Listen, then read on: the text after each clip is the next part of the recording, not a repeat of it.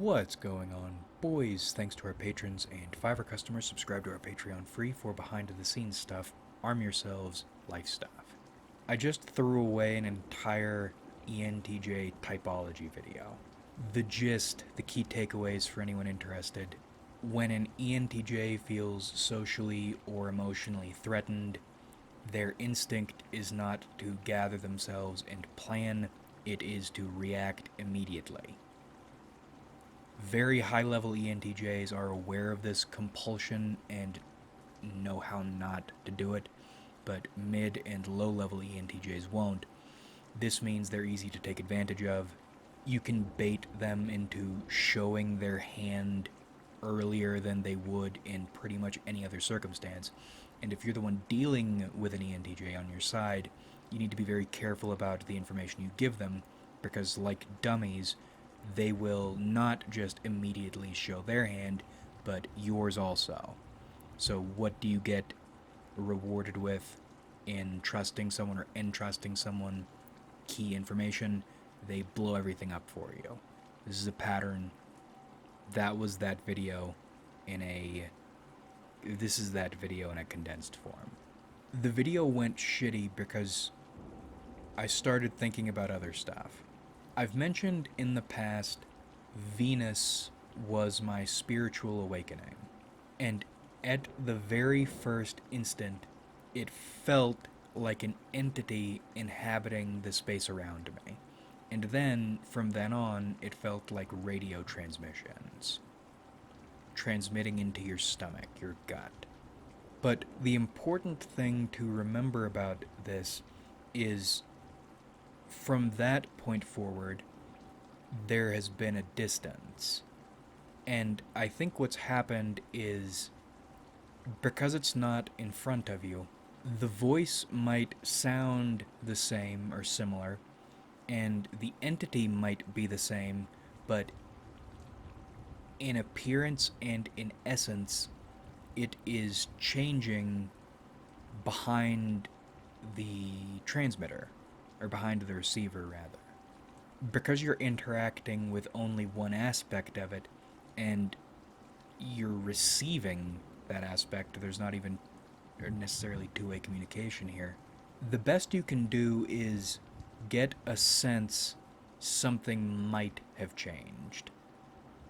Maybe it's small things, but it's hard to tell because, again, all you're doing is receiving one sort of information one way, but you can feel something different.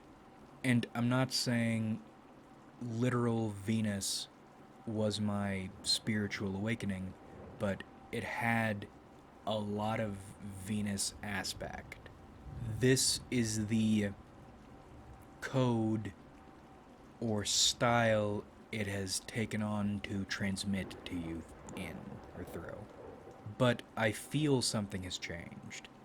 Because initially, the mission was just in your life to clear a landing zone, to terraform a small area and make it more hospitable for this entity, its ideas, its people. And there was a huge feeling of pre-defeat to it, of hopelessness to it, but not in the way... It was no solution, no salvation, if it were in that strictly already beaten nihilistic sense. Faith without faith. And it was a feminine aspect, it was an encouraging aspect, it was a caring and a tender aspect, not that it could do very much. Now it's different. It sort of feels like Alma Lexia's mask. The entity is the same, but its proficiencies and goals and attitude is all completely different. It feels less like a Venus and more like a Hecate. And I don't strictly mean Hecate in this, fucking cinnamon broom witchy way. We're drawing more on the Shakespearean and older concept of Hecate. The scary thing. The aspect similar to the thing that seems to live in Datura. those trip reports are fascinating. It's fascinating that a substance or a plant like this, as horrific as it is, still carries with it a distinctive feminine aspect. And Hecate, the reason I use that word Hecate is not really for the witchy things. I'm sure that's where these people decided to use the name, the scary aspect of witchiness.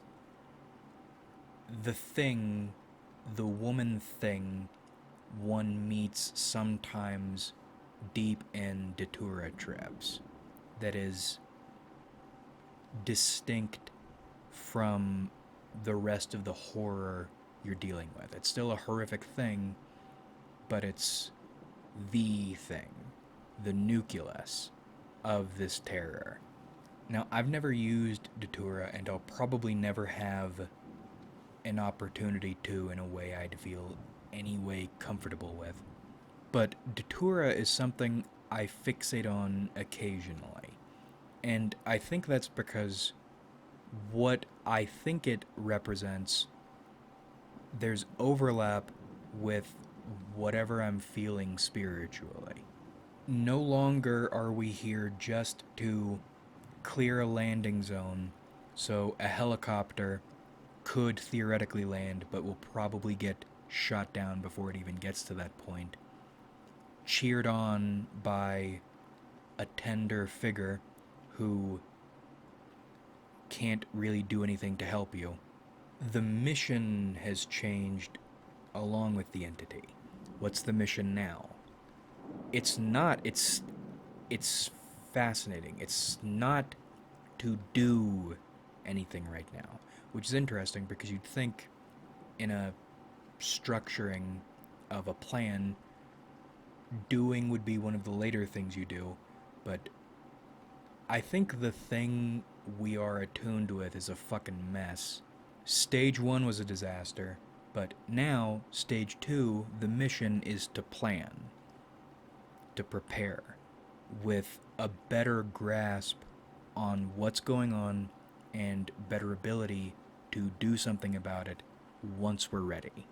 This feels like a mixture of stress testing, seeing if you are someone who will fold under pressure, and maybe that's what this entire no solution, no salvation arc has been.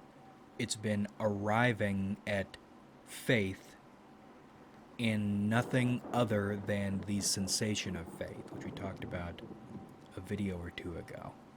Do you believe in this enough to follow it wherever it leads you, no matter what happens? I think that's what we've been building toward. I keep thinking about that tarot spread I did for myself. I knew part of it was important. I got the interpretation totally wrong, but now that we've arrived at it, it makes complete sense. You need to try to figure things out before you arrive at your destination, but maybe things don't make sense until you're there. Can't make sense until you're there. And I'm not saying achieving this sort of faith is the there, but I don't think we would be fixating on it this much for this long if it weren't important to getting to that destination. And then the other aspect is prepping you for your work. That goblin comment was great. Getting you into the mindset you need and then training you to maintain it. And what is that mindset? Your faith replacing your willpower. Because you are too weak to do what needs to be done. Faith is the only reactor that will keep you going through all this. And then, additionally, can you keep it operating under sustained, harsh conditions, either behind enemy lines or without reinforcements? Hardening your heart and deepening your mystical resolve so you can continue going not only when times are hard, because you should expect times to be hard, but also, I think, after you believe you've already lost. That's what you're getting prepped for. Can you and will you keep the faith after you feel certain the faith has failed you? In other words, does this sensation go beyond your ego? When you, in quotes, feel certain it's been extinguished, does your resolve go far enough outside your ego? You will continue when, quotes, you feels totally certain it's over. And when I mean you feel totally certain it's over, I mean you wake up in the morning and you feel on every level you can like it's done, including on that outer level. That's the fucked part of it. You will feel abandoned. You will feel certain you're defeated on every level. Does that sensation or that trust in this deity go far enough, you will remain at your post after you feel totally, pragmatically, and mystically certain there is no more post. Or another way to think of it, are your instincts stronger than your instincts? Because that's where you'll be hit. This is some weird surgery shit going on. The hands will come off the handlebars for a time. Maybe forever. Do you have it in you for that not to matter? This is zealotry. This is zealot training. Will you continue to believe after you've stopped believing? And it's not a tender thing, it's not a friendly thing or a supportive thing or a hopeful thing. This is Alma Lexia's mask. This is the aspect. This is Hecate. Morrowind really is the best. It's the blueprint for everything you need. Maybe, or I feel confident this is not a different entity that we're listening to now. But I also don't think it's some kind of progression. Maybe this is, or maybe it is a progression, I'm not sure. Maybe it is a different aspect, all existing simultaneously, but presented at different times according to the needs of those times. I think this is why I've been so, or felt so weird lately. Lots of weird tests on all levels. The large and blatant ones, and then the subtler, more insidious ones. Almost sirenish in nature, but not in a pleasure temptation, but in a fear temptation. That's why the Hecate and Datura thing is important. It's all fear. Absolute terror. Can we scare or intimidate or exclude or otherwise negative you into steering off the course you need to be on?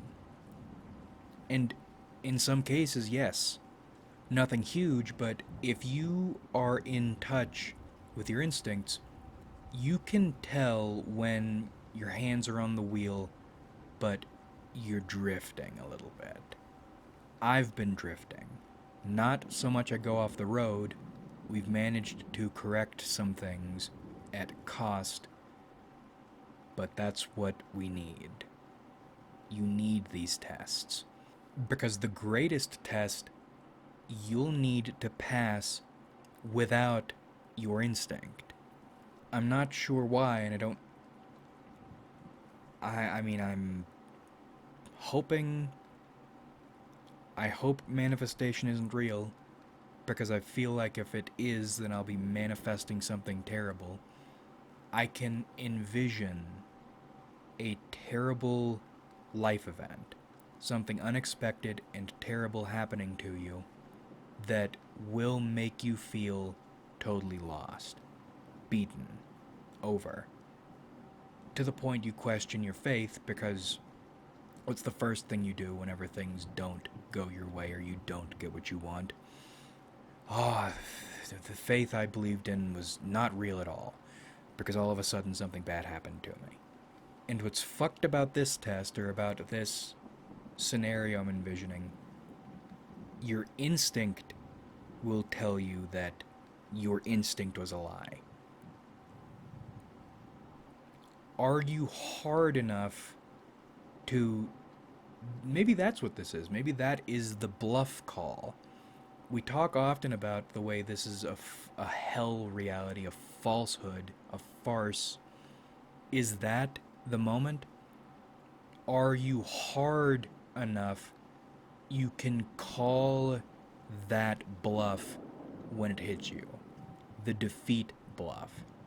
Up to this point, instinct has been your one true guiding force, the receiver through which the divine directs you. Are you at a point you can deny even your instinct and still... That's the weird thing. That's another one of these contradictions. Can you deny your instinct and still continue to believe in your instinct? And can you maintain it? Can you stay the course when, one, you no longer know what the course is, and two, on all levels, you no longer believe there is a course? She's testing you on all sides, both, I think, to harden your resolve, but also uncharacteristically, forwardly, generously, hinting to you what's coming. You know, it's like someone hands you a gun. You might not know what's happening or what's about to happen, but you know you're gonna need a gun for it. This is some fucked up prepping we're doing. And I'm guessing that's why I've been having a bad feeling lately. Because by all accounts, things should be looking like they're getting better. But I just had this piercing, cold feeling like it's about to be hunker down time. Things are about to get cold and dark, and they will stay that way. She's taking on the Hecate aspect, making you think Hecate things because you're preparing to enter Hecate land. You're about to be dropped in the underworld. And in hell, you won't be tested by a deity like a Boethia, an entity challenging you and harming you and making you suffer and struggle to make you stronger. These are the challenges you need to be strong for. And that's the shit that scares me more than anything. Flying blind and powerless without feeling like this is what's supposed to be happening. It's a stern energy. It's a tricky energy. And of course you're wondering if your instinct has abandoned you, but you're trying to keep to your instinct. Has instinct or divinity truly abandoned you? It's comforting to believe it hasn't. And what you're doing is you're enduring, so after these trials, or after this conflict, whatever it is, you can return to divinity. But what if it's the case divinity has abandoned you? Why is your instinct screaming at you that instinct isn't instinct anymore? Because it's not. Will you be able to continue to do in the total absence of divinity? no solution, and no salvation. And what does it mean if you can or can't? What is faith without faith? What does it mean to obey or to live by something that is truly, ultimately now, pointless?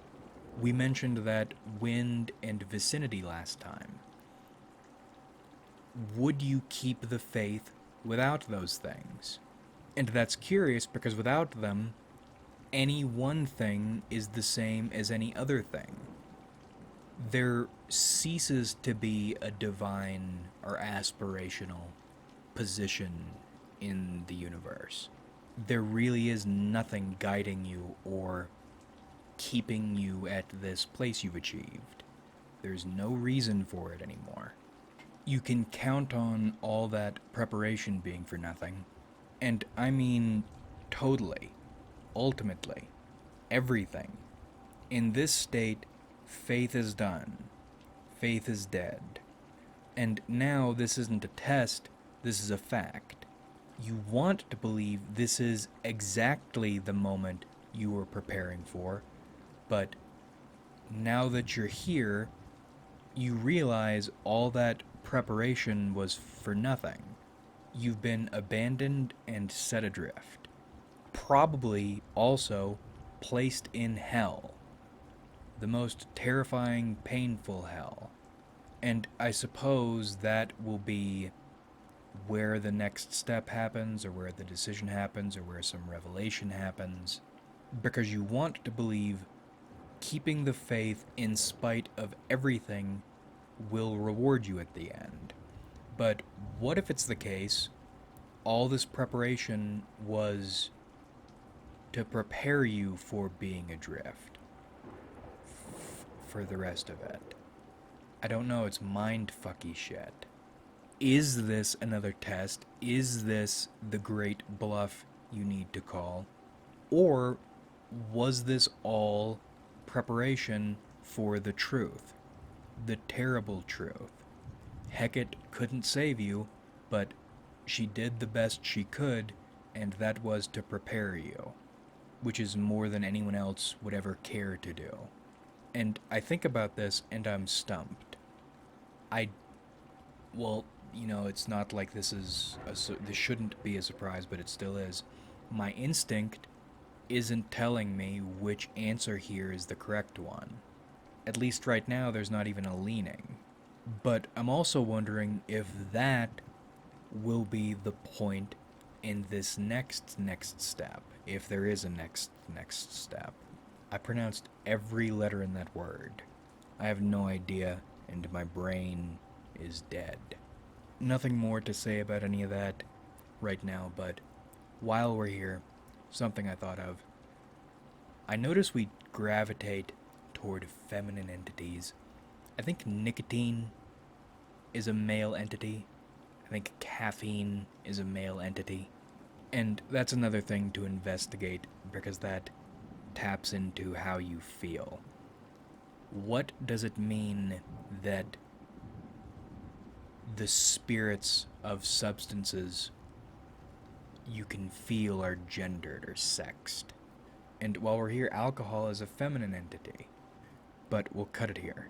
I have no idea what our formless leader is leading us into. Like if you enjoyed, subscribe if you haven't.